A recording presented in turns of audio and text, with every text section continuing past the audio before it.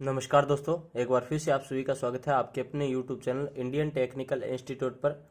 तो दोस्तों, आज की जो वीडियो है ये काफ़ी इंपॉर्टेंट रहने वाली है, क्योंकि इस वीडियो के अंदर हम जो है आपको जो चौथा क्वेश्चन दिख रहा है, ये चौथा क्वेश्चन आपको इस पेपर के अंदर जो है सोल्व करके दिखाने वाले हैं। क्योंकि इसके जो 3 क्वेश्चन है पहले के, उनकी जो वीडियोज़ है आपको प्ले लिस्ट के अंदर मिल जाएगी। आप चैनल के ऊपर विजिट कीजिए और चैनल के ऊपर जाके प्ले लिस्ट देखिए। इंजीनियरिंग ड्राइंग सेकेंड ईयर के नाम से जो भी प्ले लिस्ट होगी उसके अंदर आपको सेकेंड ईयर से रिलेटेड जो है जितनी भी आपको वीडियोज़ है वो मिलती है। आप ज़रूर देखिए, क्योंकि आप अगर सेकेंड ईयर में है और आपका पेपर नज़दीक है तो आप आराम से पास हो जाओगे अगर इतनी वीडियोज़ देख लेते हो। क्योंकि आपके जो क्वेश्चन है वो बार बार रिपीट होते हैं। आपने जो है पुराने पेपर देखे होंगे, उन पुराने पेपर के अकॉर्डिंग। तो मैं आपको पुराने पेपर जितने भी है वो सॉल्व करवा के दिखा रहा हूँ। तो आप साथ साथ में तैयार कर लीजिए, जिससे आपका जो है एग्ज़ाम आराम से पास हो जाएगा, आपको कोई समस्या नहीं होने वाली है। तो आज की इस वीडियो में हम लोग जो है जो क्वेश्चन बनाने वाले हैं, जो आपको लास्ट क्वेश्चन चौथा दे रखा है उसके अंदर देखिए क्या दे रखा है आपको। Draw the free hand sketch of control panel of motor generator set.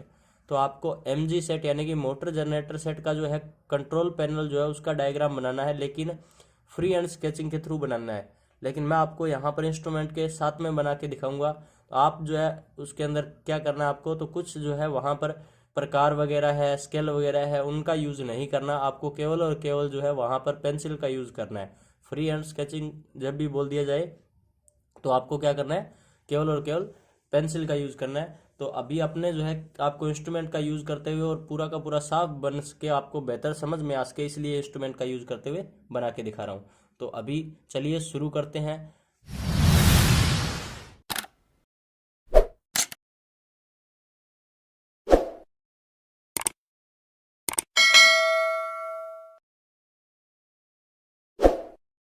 तो आपको बनाना क्या है, कंट्रोल पैनल बनाना है। तो कंट्रोल पैनल यहाँ पर बना के देखते हैं।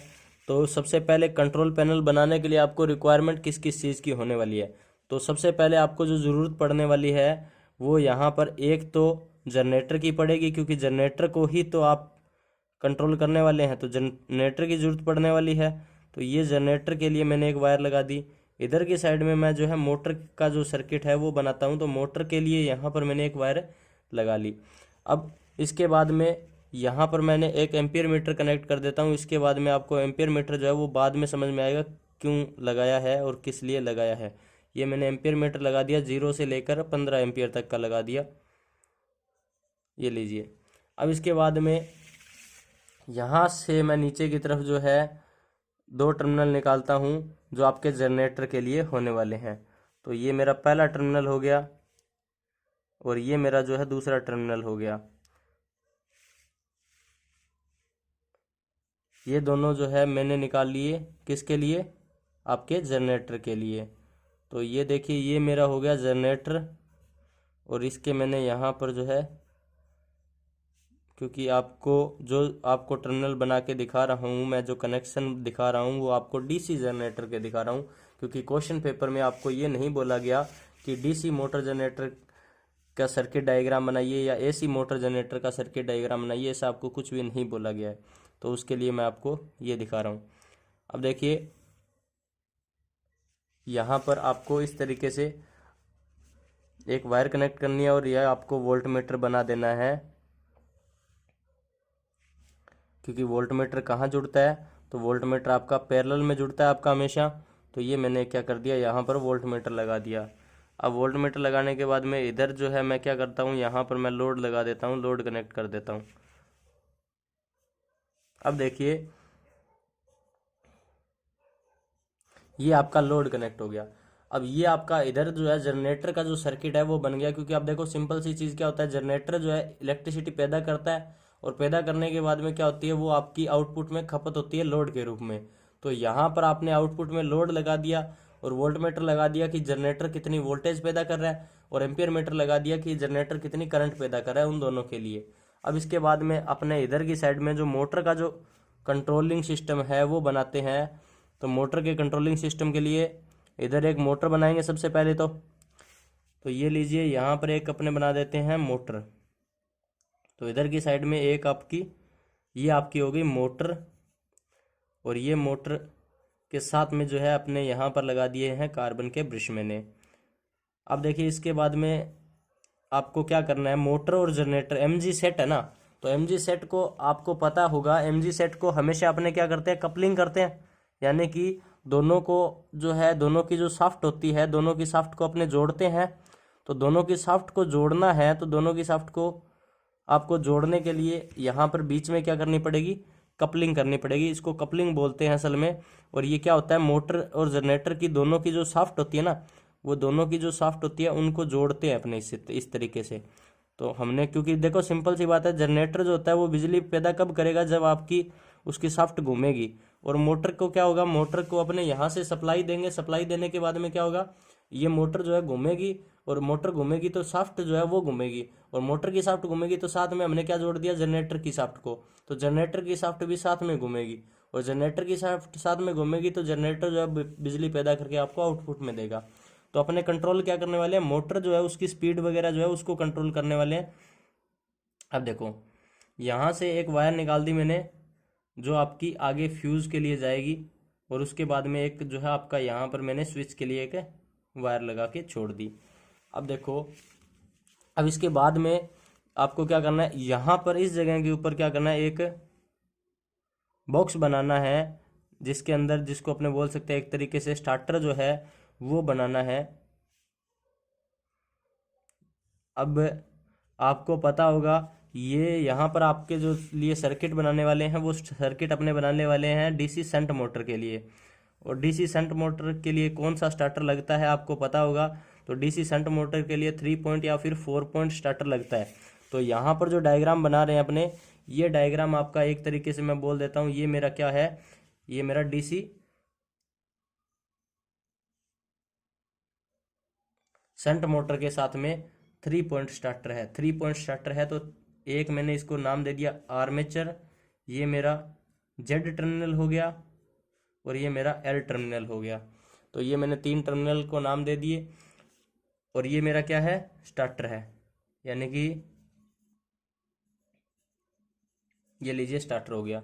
अब ये जो जेड टर्मिनल है, ये आपका नीचे की तरफ जुड़ा होता है हमेशा फील्ड वाइंडिंग के साथ में। तो फील्ड वाइंडिंग कनेक्ट करनी है, तो फील्ड वाइंडिंग कनेक्ट करेंगे यहाँ पर,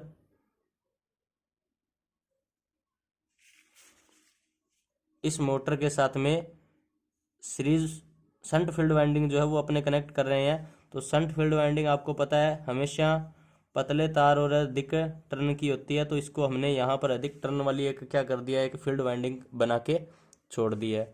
अभी बीच में जो है आपने यहाँ पर जो गैप छोड़ा है, वो देखो क्या होता है, क्योंकि फील्ड वाइंडिंग का अपने को रेजिस्टेंस कम या ज़्यादा करना है, तो उसके लिए यहाँ पर एक वेरिएबल रियोस्टेट जो है वो आपका पैनल बोर्ड में लगा होता है। अगर आपने देखा है कभी, तो यहाँ पर हमने क्या कर दिया, एक पैनल बोर्ड में वेरिएबल रियोस्टेट जो है वो कनेक्ट कर दिया। ये वेरिएबल रियोस्टेट का आपका क्या है, या फिर परिवर्ती प्रतिरोधक का क्या है, आपका सिंबल है। तो ये आपका हो गया वेरिएबल रेजिस्टेंस, और ये आपका जो है आपकी क्या होगी, फील्ड वाइंडिंग होगी, और ये आपकी मोटर जो है उसकी आर्मेचर वाइंडिंग हो गई।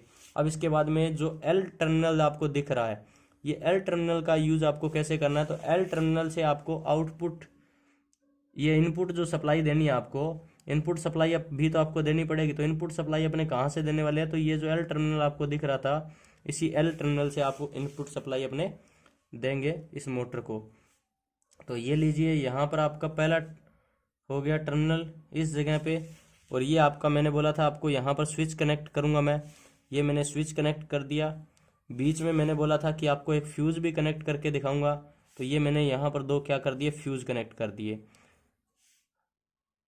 क्योंकि आपका जो भी पैनल बोर्ड होता है, उस पैनल बोर्ड में एम्पियर मीटर है, वोल्ट मीटर है, आपका स्टार्टर है, वेरिएबल रेजिस्टेंस है, ये सारी की सारी जो चीज़ें हैं वो आपकी पैनल बोर्ड में लगी होती है। और आपको जो क्वेश्चन दिया गया है, उस क्वेश्चन में भी यही बोला गया है कि आप एक मोटर और जनरेटर सेट का जो है कंट्रोल पैनल बोर्ड जो है वो बना के दिखाइए।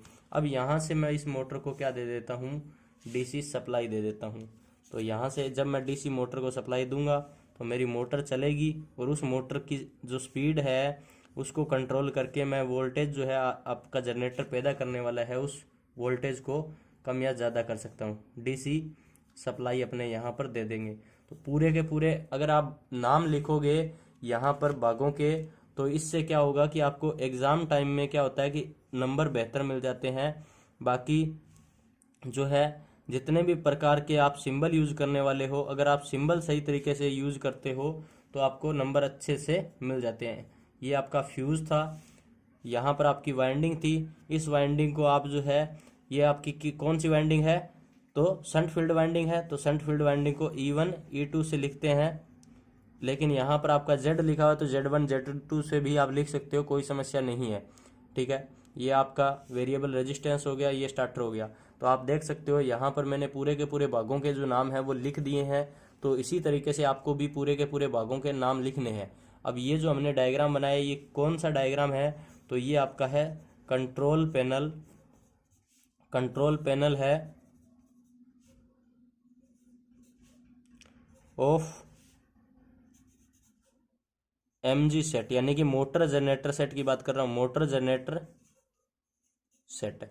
तो अगर आप इतना जो है डायग्राम अगर आप पेपर में बना देते हो, अगर आपके क्वेश्चन आता है कि draw the free hand sketch of control panel of motor generator set, तो उस कंडीशन में अगर आप इतना डायग्राम बना देते हो तो आपको पूरे के पूरे नंबर मिलेंगे, एक भी नंबर आपका कटता नहीं है। उम्मीद करता हूँ कि ये वीडियो आपको अच्छी लगी है और आपको टॉपिक समझ में आ गया है। तो अगर आपको टॉपिक समझ में आ गया है तो वीडियो को लाइक कीजिए और साथ में जो नीचे कमेंट सेक्शन के अंदर कमेंट कीजिए कि आपको आगे और क्या चीज़ समझ नहीं है, तो मैं उसके लिए भी आपके लिए वीडियो लेके आने की कोशिश ज़रूर करूँगा।